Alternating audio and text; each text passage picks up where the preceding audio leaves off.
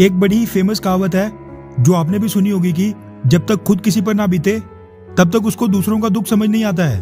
अब भारत का दर्द ब्रिटेन को समझ आए या फिर ना आए, लेकिन ब्रिटेन में भी ठीक वैसा ही कांड हो गया है जो कुछ समय पहले भारत में हुआ था।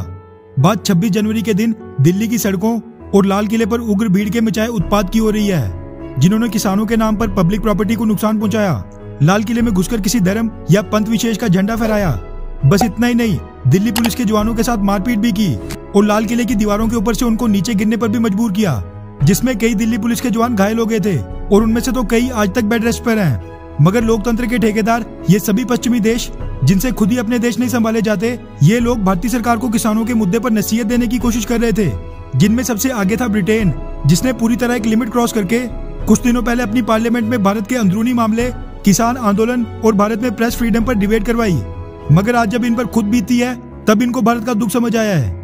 दरअसल जिस तरह 26 जनवरी के दिन किसान आंदोलन के समर्थन में भारत में रैली निकाली गई थी, ठीक उसी तरह ब्रिटेन के ब्रिस्टल में भी पिछले कल ब्रिटेन में एक नए कानून के खिलाफ रैली निकाली गई थी।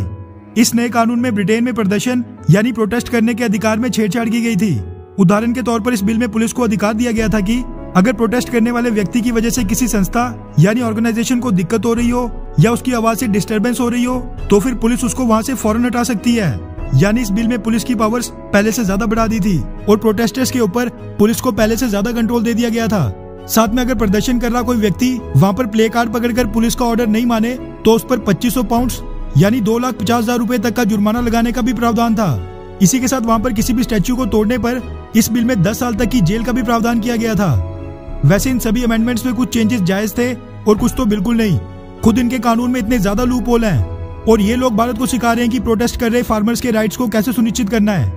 बहरहाल पिछले कल कानून के खिलाफ प्रोटेस्ट कर रही भीड़ पूरी तरह बेकाबू हो गई और उसने वहां पर पुलिस ऑफिसर्स को निशाना बनाना शुरू कर दिया, उनके साथ मारपीट की, पुलिस की कई गाड़ियां जला दी और पिछले कल हुई इस घटना में 20 से ज्यादा पुलिस वाले बहुत ही गंभीर रूप से घायल हो गए हैं। इनमें से कुछ की रिब्स की हड्डी टूट गई है, कुछ के लंग्स पंचर हो गए हैं। इतना ही नहीं, इसके बाद बेकाबू भीड़ ने न्यू ब्रिडवेल पुलिस स्टेशन पर भी हमला कर दिया था। मोटे तौर पर कहो तो शांतिपूर्ण प्रदर्शन के नाम पर वहां पर पिछले कल वही सब हुआ जो कि 26 जनवरी के दिन दिल्ली की सड़कों और लाल किले पर हुआ था।